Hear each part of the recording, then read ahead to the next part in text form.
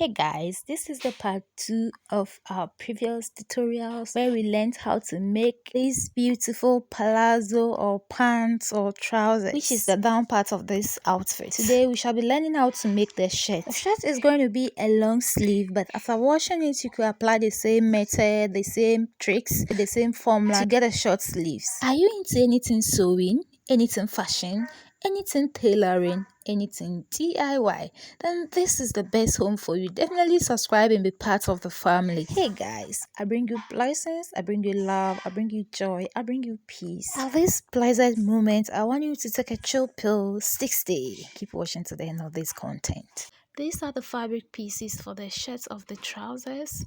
The first thing I want to do is let's work on the front piece of the shirt before moving to the back piece. These two pieces are mainly for the front part of the shirt. These two pieces you see right now were equally cut using my bust circumference divided by 4 plus 5 inches for all other allowances. I would want us to allocate 1.5 inches for the button allowance. Remember, this is a shirt and we shall surely need allowances at the center front for the buttons. Always remember this can be optional. You could make it 1 inch, 1.5 or even 2 inches. Let's clearly draw out our 1.5 inches to get a straight line.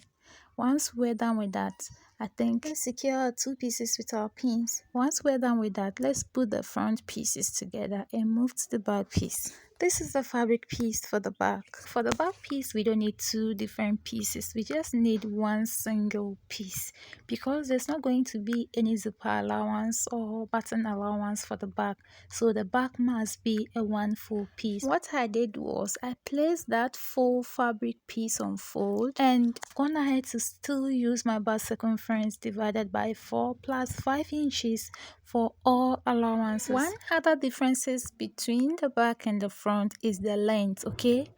As for the front piece, I use my normal dress length, okay? But for the back piece, you need to add additional 3 inches, okay? So in shirt making, the back piece must be 2 inches, 2.5, 3 inches, 3.5, even 4 inches longer than that of the front piece. Right here, I've placed the front pieces on top of the back piece. You can see the difference, that 3 inches difference between the back and the front. Take a look at this. When you are arranging the front pieces on top of the back piece, make sure that you exclude your button allowances. You don't need to add your button allowances. You could go ahead and stitch it, or you could use the hemming gun to gum it down, or you could go ahead to iron it out of sight. Better still, you could also leave it just as I left mine. Anytime you leave it, make sure you don't align it with the back piece. To start with the drafting and cutting, we need to now shift our front pieces to align with the back piece at the top part or the shoulder line of these pieces. At the side area, we shall be marking 1.5 inches as our shoulder slope. Then we'll be connecting it towards the center front area this way where the neckline is supposed to be. So this is our shoulder slope. Let's cut this out. So this side you see now is our shoulder line, okay? Now the next thing we want to do is we want to shift the two front pieces to meet with the hem of the dress, okay? So when we shift it to meet with the hem of the dress this way, the upper part, that is the shoulder line area, is now going to have that 3 inches differences, okay, just this way. What we have to do next is we need to fold it to overlap each other half an inch, okay, just half an inch like this. So if your fabric is not stable, you just go ahead and iron it so that it can lie flat, just like this. To start with the drafting, let's first of all input our shoulder measurement. The shoulder measurement I'm using is 14 inches. 14 inches divided by 2, that will give me 7 inches. and I need to add half an inch to be able to join this main bodice to the sleeve, so making everything 7.5 inches. I shall be marking that same 7.5 inches vertically to get our chest line to be able to determine our armhole, but because this was a free dress, I made it 8 inches. On that line, let's go ahead and draw an horizontal line to get our chest line. And on that horizontal line, I shall be marking my bust circumference divided by 4 plus 1 inch for loose and 1 inch for joining allowances. At the midpoint of the armhole line, I shall be coming in by 1.7 inches. Now I'll be making my armhole curve through that point. Our armhole curve is ready. At the side of the hem of the dress, I shall be coming up by 2 inches, and from that 2 inches, I'll be making a curved line. This is just to make sure that the dress is not all that straight. I just want to give it a little bit of curves at the sides. At this point, let's determine our neckline. So from here, I shall be coming down by 3 inches, and the width of the neck is also 3 inches. So I have 3 by 3, and I'm going to be drawing my neckline this way. Let's do the cutting. Please just watch very carefully and see. So this side I'm showing you, or this side I'm holding, is the back neckline. Look at how I'm cutting it. The back neckline, I'm not going to be cutting that 3 by 3. Just look at how I'm cutting the back. So this is the back, the overlapping side of the back. Can you see? So now we are done with the back. And this is now the front we're going to be cutting. So just like that. Just watch how I'm doing it. Look at that. Can you see that? Okay, I hope that is clear. Alright, so this is just the best and the simple formula. Let's also go ahead and cut our armhole. So for the armhole, I'll first of all cut the back armhole. Remember the back, we are not supposed to come in by, that's 1.7 inches. So once I was done cutting the back and the front together, I will now go ahead and trim off the front armhole, making sure that I factor in that 1.7 inches we came in by. Can you now see the difference? Okay, so this is back and front cut together, but making sure that we are cutting the front separately from the back. I'm also going to be measuring the armhole to be able to cut my sleeve. Hey girl, hey guy, wherever you're watching me from, if you're into anything sewing, anything DIY, anything fashion, then this is the best home for you. Be part of this wonderful family where we make your work of fashion easy and faster for you. You definitely need to subscribe and be part of the family, okay? These are the two pieces for the sleeve. I'm just arranging them right sides facing each other, also ensuring that the folded parts are aligned. So I'm going to be marking 4 inches to get my cap's height, 4 inches on the other side, and I'll be connecting a straight line. Diagonally, I'll be connecting it this way.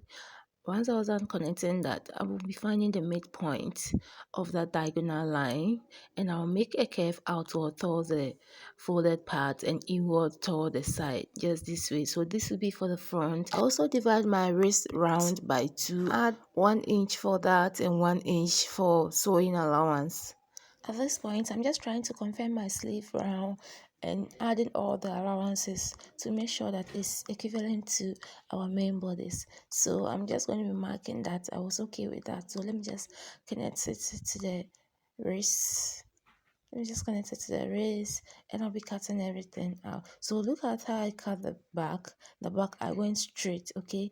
I didn't pass that curves I made. I just went straight. So once I was done, I'll open the two sleeves this way, arranged it, turn it this way, and now cut that inward and outwards a effect I caused when I was cutting. So my sleeves are ready. So I'm going to be adding this 3 inches sleeve band to it. So when I was cutting the length of the sleeve, I reduced it by 3 inches. So I needed to just fill it up with this 3 inches, so by 2 and plus half an inch for joining allowance. So this is basically giving me 7 inches. So that is that.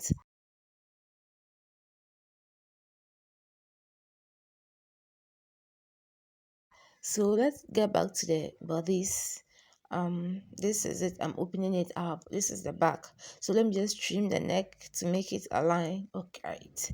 Then I'll place the front on top of the back this way, right sides facing each other. I'll make sure the two shoulders align. So I'm going to be stitching the two shoulders that way. Okay, so let me do that and get back. So I'm also going to be attaching an interfacing. This is a medium fusible interfacing. So I'm attaching it to one side. I just cut 3 inches by the length, and I'll be attaching it to give it a little bit of stiffener to the sleeve band I was talking about. Okay, so once I was done, this is the sleeve. Let's go ahead and attach our sleeve to the main body. So I'm just arranging it correctly so that I can take it to my sewing machine and join everything. So let me quickly do that and get back to you, and let's continue with the remaining of the process.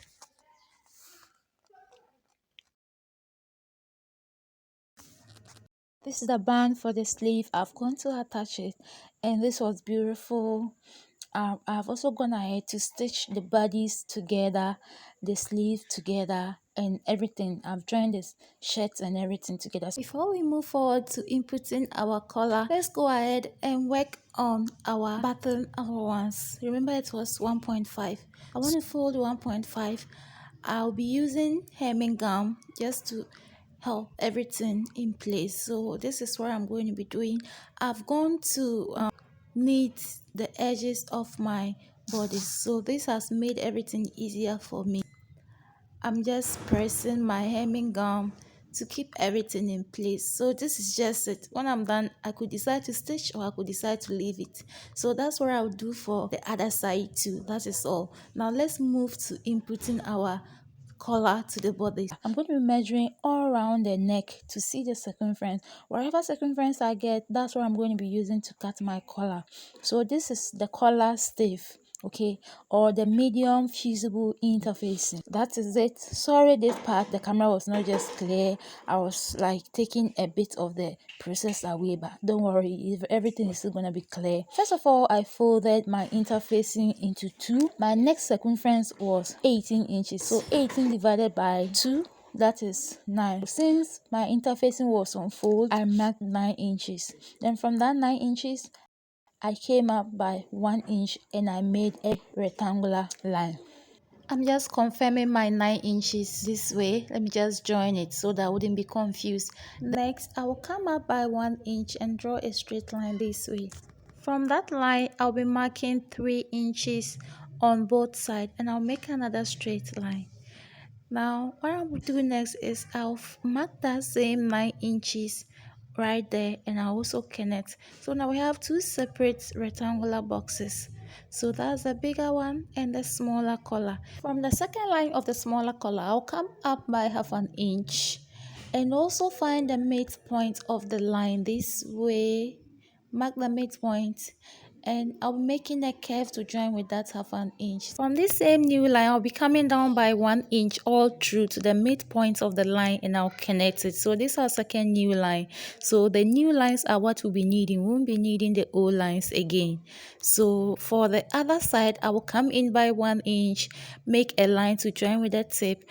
On the folded part too, I will come up by half an inch and make a line to join with the side. That is all. So let's cut everything out and our collar is ready for use. Of the interfacing, what I went ahead to do was I attached the interfacing to a fabric piece.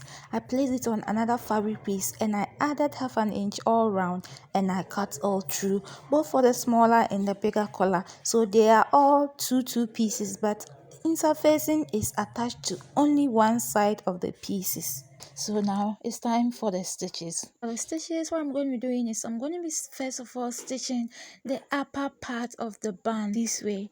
Kindly watch what I'm marking. That's where I'm going to be starting my stitches from. And I shall end it the same way at the other side. This was it after I was done stitching and I turn it. Look how good and beautiful it's looking.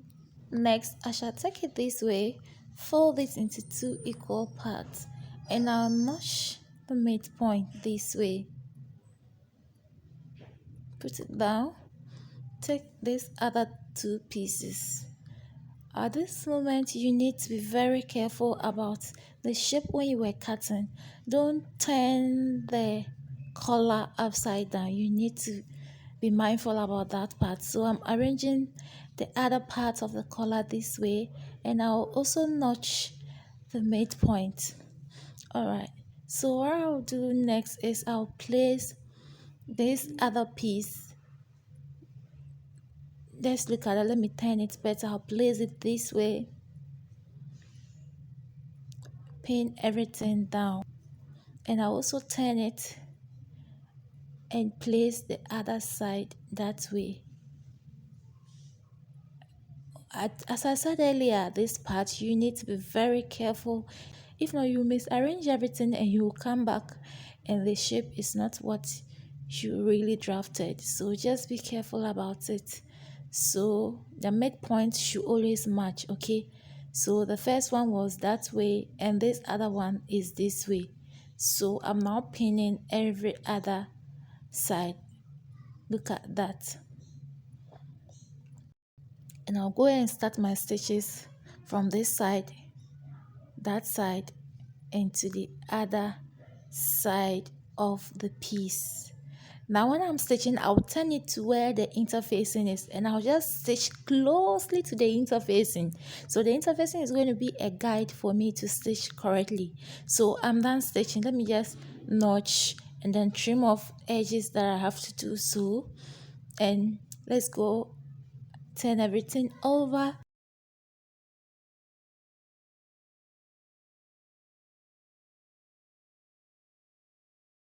I want to go ahead to press everything down so that it could look more flat, more presentable, and more easier to work with. Furthermore, I'm going to be attaching our collar to the main bodice. So I'll take the first side this way, pin it to the bodice that way. Look at that. Just watch how I'm doing it. You see, that's one side of the opening of the collar. Let me turn it for you to get it better. Look at that. I'll stitch. Okay, now when I'm done, I'll just turn it, fold in the other side of the collar and also do a top stitch this way. Look at that. Isn't that simple? Look at that. Neat. Presentable. So this is how it was looking after I was done attaching my collar to the bodice. Now the next thing is we need to input our buttons. Okay, so now I'm just going to be creating my buttonholes and the buttons and I'll be attaching everything.